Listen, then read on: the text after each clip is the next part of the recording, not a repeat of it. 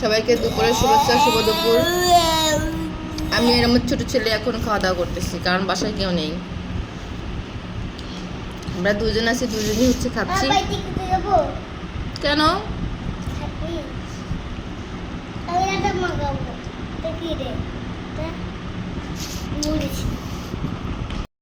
কি দিয়ে ভাত খাচ্ছো? আলুতে ভাত খাচ্ছো? এই হাতের পাশে কি দেখি, হাতটা সরাও তো, দেখি সরাও, পানি পড়ে যাবে কিন্তু। হ্যাঁ হ্যাঁ, দেখো কিসের জন্য?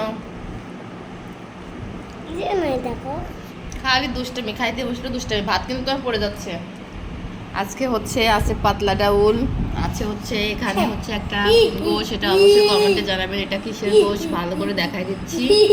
আর এই যে সাদা ভাত, আছে লেবু, তো এগুলা দিয়ে আজকে খাওয়া দাওয়া করতেছি।